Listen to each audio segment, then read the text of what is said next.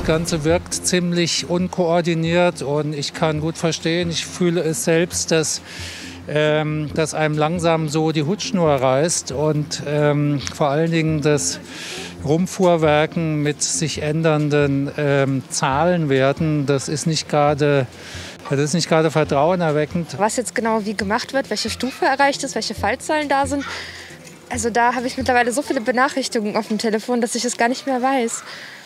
Also nicht richtig, nein.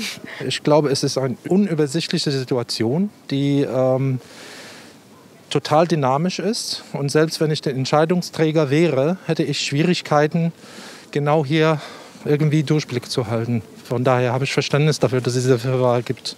Ich habe kein Vertrauen in diesen Inzidenzwert, weil ich immer, wenn ich mich mit Statistik beschäftigt habe, auch die Schwächen von Statistiken gesehen habe. Und insofern ist das eine Zahl, die mich und uns in Schach hält, wo ich den Eindruck habe, ich bin hilflos. Während zum Beispiel mit der Möglichkeit, eine Maske zu tragen, einen Schnelltest zu machen oder mich impfen zu lassen, habe ich die Möglichkeit, ganz aktiv was zu tun. Es gab eine Zeit lang, wo die sehr hoch waren, die Zahlen. Da hat man auch so im Umkreis vom Bekanntenkreis auch gehört, der hat's und der hat's.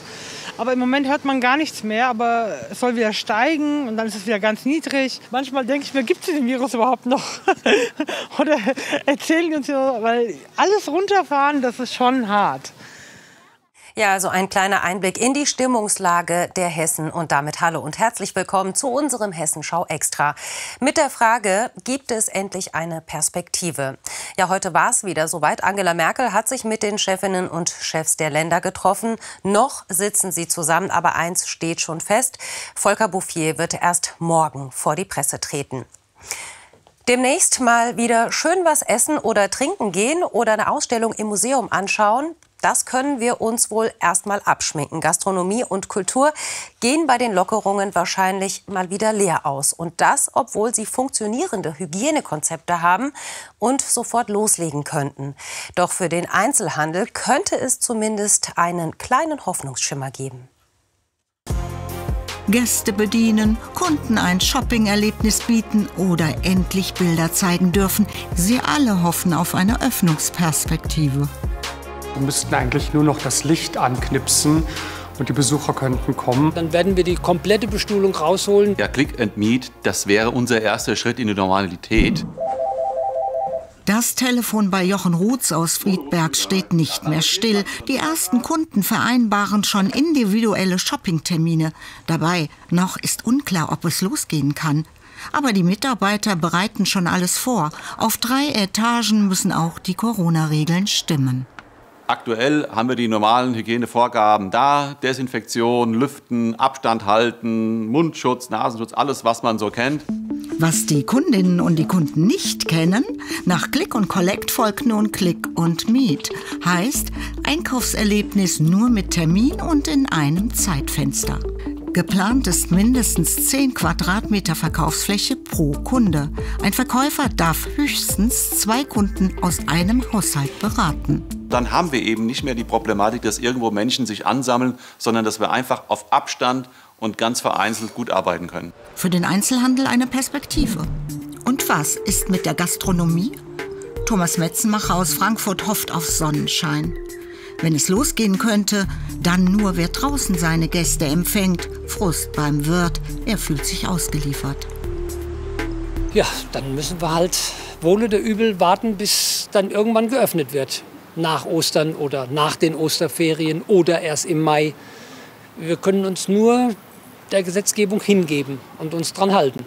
Er hat sein Hygienekonzept noch einmal verbessert. Einbahnstraßenregelung, wer in den Garten geht. Und draußen will er sogar, anders als letzten Sommer, weniger Tische aufstellen. Und was ist, wenn er nur Gäste reinlassen darf, die Selbsttests vorlegen müssen? Er hat Zweifel, ob das funktioniert.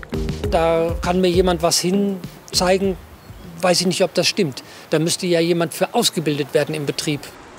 Bei der Hygiene hat er also ein Konzept und doch hängt er in der Warteschleife.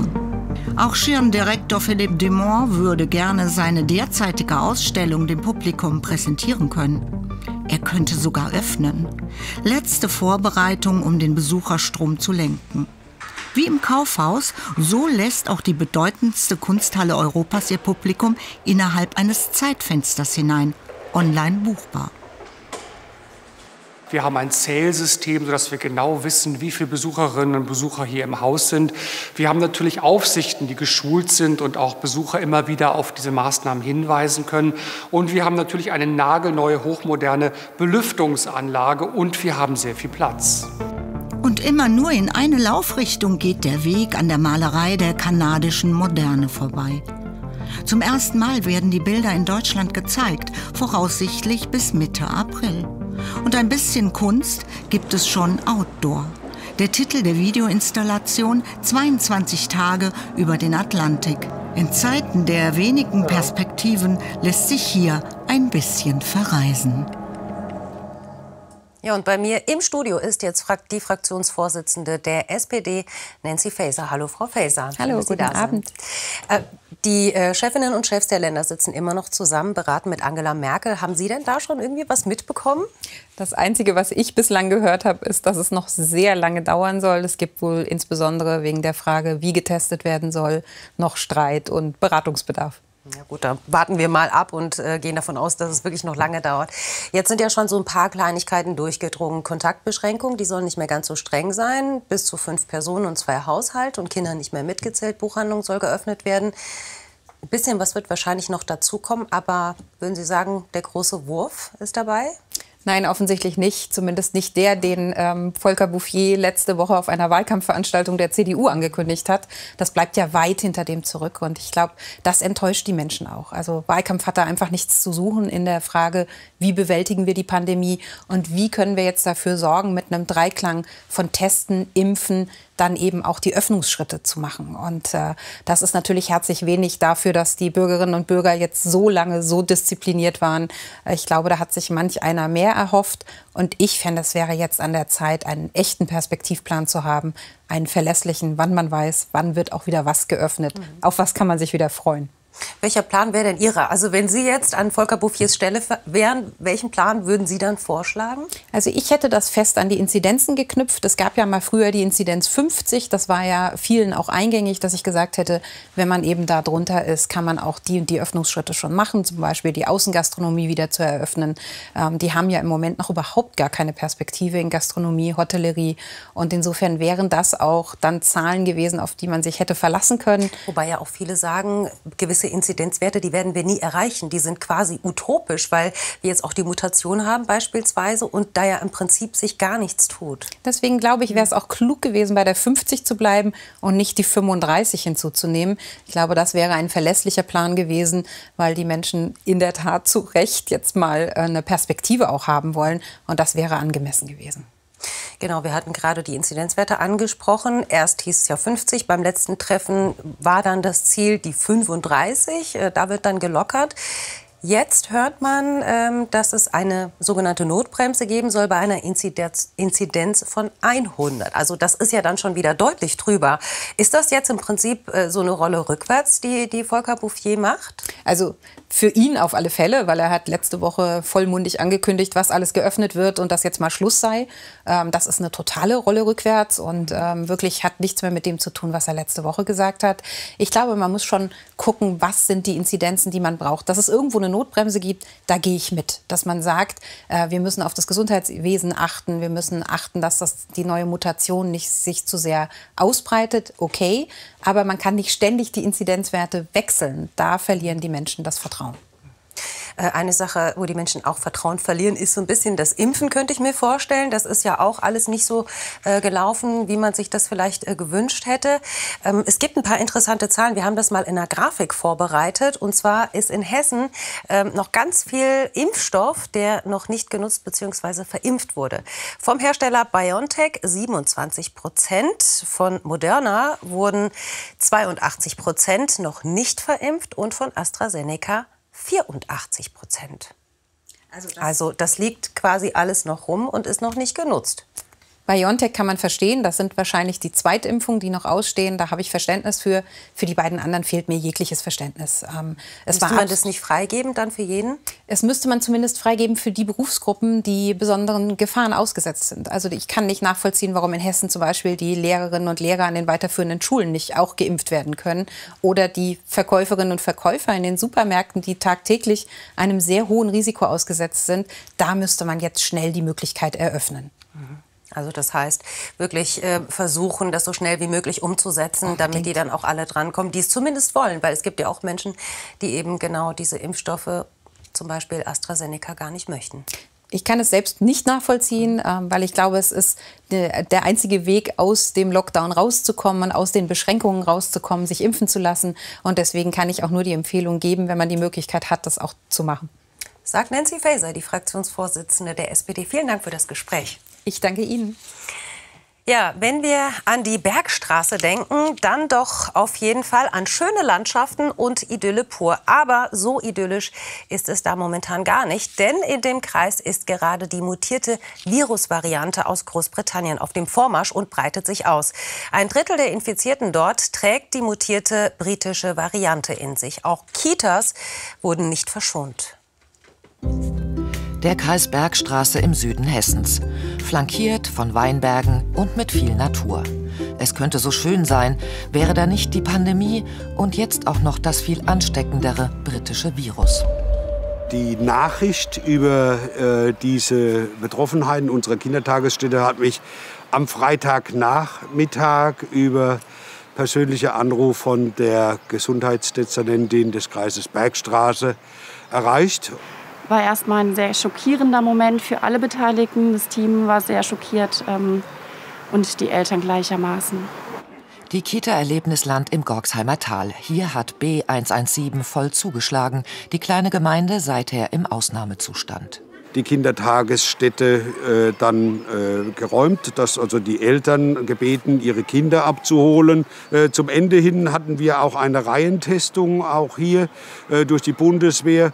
Und da war sehr viel auch Wochenendarbeit von allen Beteiligten notwendig. Die Testreihen liefen gut. Kinder, Erzieher und Eltern wurden untersucht. Kontaktpersonen kamen in Quarantäne. Mittlerweile ist die Kita wieder in Betrieb, doch noch sind einige Eltern sehr vorsichtig. Nach wie vor ist aber der Stand einfach, dass die Eltern natürlich besorgt sind, gerade auch im Umgang mit Familienangehörigen wie Oma, Opa, sodass wir noch gut 1/3 der Kinder zu Hause haben und die Eltern dann noch sehr kooperativ sind. Die britische Mutation ist deutlich ansteckender und auch leichter übertragbar bei Kindern und Jugendlichen. Dieser Gefahr sind sich auch viele Eltern im Kreis Bergstraße bewusst. Dennoch ist die Meinung geteilt. Ich bin mir schon bewusst, dass es auch gefährlich sein kann. Aber mir ist es wichtiger, dass die Kleine in den Kindergarten geht. Die Situation mit Corona war schon sehr anstrengend dieses Jahr. Dass jetzt noch eine Mutation entstanden ist, macht für uns keine anderen Umstände. Unter anderem werden unsere Erzieher sich jetzt demnächst impfen lassen. Also sie haben sich schon angemeldet. Und zweitens hoffe ich, dass diese Schnelltests bald kommen werden. Aktuell sind auch Kitas in Lampertheim und Rimbach von der Mutation betroffen. Kontaktpersonen sind in Quarantäne. Der gesamte Kreis arbeitet mit Hochdruck daran, die Mutation zu bekämpfen, erklärt uns Landrat Christian Engelhardt. Nachdem eine Mutation durch Sequenzierung bestätigt ist, weiten wir neben einer vorsorglichen Schließung der Kindertagesstätte die üblichen Reihentestungen aus. Darüber hinaus haben wir ein 14-tägiges Betretungsverbot für die Personen ausgesprochen, die sich während des potenziell infektiösen Zeitraums in der Einrichtung aufgehalten haben. Wir sind sehr an neuen Erkenntnissen zur Übertragungsdynamik der Mutante interessiert. Insofern haben wir dem RKI unsere gewonnenen Daten zur Verfügung gestellt, um noch genauer zu analysieren, wie diese Übertragungsdynamik zu bewerten ist. Noch ist der Kreis Bergstraße im Ausnahmezustand und hofft, die Ausbreitung der Mutation in den Griff zu bekommen. Ein unbeschwertes Leben sieht in einer Pandemie einfach anders aus. Ja, ein unbeschwertes Leben, das wünschen wir uns alle wieder zurück. Aber das wird wohl noch etwas dauern. Noch wird über Lockerungen beraten. Über die aktuelle Situation wollen wir mit Dr. Friedemann Weber sprechen, Virologe an der Uni Gießen. Hallo, Herr Friedemann. Hallo, Frau Danieli. Können Sie uns denn sagen, aus virologischer Sicht, wann wir denn ja zumindest wieder ein einigermaßen normales Leben führen können? Naja, also zeitraummäßig lieber nicht. Es müssen einfach bestimmte Bedingungen, bestimmte Voraussetzungen herrschen. Und das bedeutet eben die ganzen Dinge, die schon angesprochen wurden, nämlich es müssen deutlich mehr Menschen geimpft sein, mindestens einmal, dass einfach das Virus schon besser ausgebremst wird. Diese Antigen-Schnelltests müssen wirklich weit verbreitet werden. Es muss irgendwie kontrolliert werden, natürlich auch, wie die Ergebnisse ausfallen. Idealerweise sollte sich jeder zweimal die Woche testen damit. Und es gibt ja auch digitale Lösungen, wie diese Luca-App beispielsweise. Warum ist das nicht weiter verbreitet? Also wenn alle diese Dinge mal aufgestellt sind und alles ein bisschen beschleunigt wird, auch die Meldungen beim Gesundheitsamt, dann wird es auch rasant alles wieder nach unten gehen. Aber im Moment zeigt es ja genau in die andere Richtung. Deswegen sind Prognosen da wirklich, wirklich schwierig. Sie haben jetzt gerade eine App angesprochen mit Daten. Wie sieht es denn da mit Datenschutz aus? Weil das ist ja ganz häufig auch das Problem bei den Menschen, dass die sagen, naja, der Datenschutz ist wichtig, da können wir nichts machen, auch wenn es vielleicht hilfreich wäre. Ja, also auf die Daten hat nur das Gesundheitsamt Zugriff und niemand anders sonst. Von daher ist es eigentlich, sehe ich das unproblematisch. Abgesehen davon, dass man einfach in einer Pandemiesituation auch mal ein bisschen pragmatischer vorgehen muss. Ich glaube, mit solchen anderen Lösungen haben wir uns jetzt lang genug rumgeschlagen. Jetzt müssen wir wirklich mal auch diese Sachen ernst nehmen. Jetzt haben wir auch wirklich mitten in der Pandemie, es lief eigentlich ganz gut, die Zahlen gingen zurück. Jetzt haben wir die Virusmutation. Was würden Sie denn sagen, wie gefährlich ist die Mutation und ja, machen die den weiteren Weg vielleicht noch steiniger und auch schwieriger, dass wir da auch wieder rauskommen? Das tut sie auf jeden Fall, leider. Also zum einen, weil sie einfach schneller unterwegs ist, ne, ca. 50% ansteckender. Das klingt jetzt nicht nach viel, aber das schaukelt sich ja auf, weil das ist ja wie auf dem Schachbrett, wenn jedes Mal 2 Reiskörner oder doppelt so viele Reiskörner ausgelegt werden. Und dann gibt es auch Hinweise darauf, dass sie tatsächlich krankmachender ist etwas. Also nicht nur ansteckender, sondern auch krankmachender. Und das in Kombination damit, dass sie auch so ein bisschen weniger gut auf Antikörper anspricht, die gegen die alte Mutante und vor allem auch therapeutische Antikörper gegeben werden. Das ist wirklich nur wenig, also wahrscheinlich ist das kein Problem. Aber das im Paket, das sorgt für erhöhte Problematik, auf jeden Fall. Also das heißt, wir würden dann, also es wird uns dann alles doch noch ein bisschen schwerer machen, dann wieder zu unserem normalen Leben zurückzukommen. Ja, auf jeden Fall. Auch das mit der errechneten Herdenimmunität ist ja aufgrund der höheren Transmissionsrate, also Ansteckungsrate, brauchen wir auch eine höhere Herdenimmunität errechneterweise, um sie einzudämmen. Wenn wir jetzt gerade noch mal auf die Inzidenzwerte schauen, die sind ja immer ganz wichtig, auch gerade bei den Beratungen. Die ganze Zeit war immer das Ziel, dass wir die 35 erreichen, um dann auch zu lockern. Jetzt ist die Rede von 100, sprich, dass man erst ab einer Inzidenz von 100 die Notbremse zieht. Ist das nicht ein bisschen hoch? Also was würden Sie aus virologischer Sicht sagen? 100 ist zu hoch oder sagen Sie, der Inzidenzwert spielt gar nicht so eine große Rolle? Nee, ich würde auf jeden Fall sagen, dass das so hoch ist. Das erinnert mich ein bisschen daran, dass man aus der Tempo-30-Zone jetzt eine Tempo-60-Zone macht. Da wird es automatisch mehr Unfälle geben. Und so richtig nachvollziehen kann ich es nicht, muss ich sagen. Denn selbst die 50 ist ja ein Wert, wo man ein bisschen spielt mit dem Virus. Ne? Also die 35 ist definitiv besser. Da ist es einfach alles besser beherrschbar. Es gibt ja einige Landkreise, zwischen 20 und 30% haben ja eine Inzidenz unter 35. Sagt Friedemann Weber, Virologe an der Universität Gießen. Dankeschön für das Gespräch. Gerne geschehen. Ja, wer einen Corona-Test machen will, der kann das beim Arzt oder in einem Testcenter tun. Bald aber sollen Schnelltests auf den Markt kommen, die jeder selbst durchführen kann, ganz bequem von zu Hause aus. Auch bei uns in Hessen gibt es einige Firmen, die schon eine Zulassung für solche Tests beantragt haben. Aber ist es wirklich so einfach und vor allem zuverlässig, wenn wir die Tests selbst durchführen? Wir haben 2 hessische Firmen besucht. Den Teststab 10 Sekunden unter die Zunge legen, mehrfach drehen und dann ab ins Reagenzfläschchen. So funktioniert der Selbsttest für Laien von der Firma Human in Wiesbaden. Innerhalb weniger Minuten ist das Ergebnis da. Wir geben dem Endanwender, dem Laien, dann auch noch eine Kurzanleitung dazu mit ein paar Bildern, wie das einfach durchzuführen ist und auch noch ein kurzes Anleitungsvideo. Von daher bin ich überzeugt, dass jeder in der Lage sein wird, diesen Test durchzuführen. In der Corona-Krise sind die Schnelltests ein wichtiges Standbein für das Wiesbadener Diagnostikunternehmen. Die Tests werden in China produziert und sind bisher nur für den professionellen Gebrauch wie in Alten- und Pflegeheimen zugelassen. Noch wartet Human täglich auf die Sonderzulassung für den Heimgebrauch. Kaufen könnte man die Tests dann in Apotheken oder Drogerien. Derzeit planen wir den Vertriebsweg immer noch über den Großhandel. Aber sobald die Zulassung da ist, werden wir auch hier noch mal entscheiden, ob es einen Endkundenverkauf geben wird. Darmstadt. Beim Familienunternehmen R Biofarm wird selbst produziert. Seit Oktober sind es 500.000 Schnelltests pro Monat. Die Darmstädter sind Marktführer in einigen Biotechnologiesparten. In einer Studie zusammen mit den Virologen der Uniklinik Frankfurt haben sie gezeigt, dass die Selbsttests gut funktionieren. Nach dieser Anleitung haben sich 600 hessische Lehrer mehrfach getestet. Die Lehrer haben die Handhabung als brauchbar eingestuft. Das sind ja alles Personen, die noch nie mit solchen Tests gearbeitet haben. Das ging nach einer ganz kurzen Eingewöhnungszeit problemlos. Und die Testergebnisse waren sehr gut. Trotzdem wollen die Darmstädter ihre Corona-Tests nicht für den Hausgebrauch verkaufen. Sie haben lange überlegt und gehen nun andere Wege.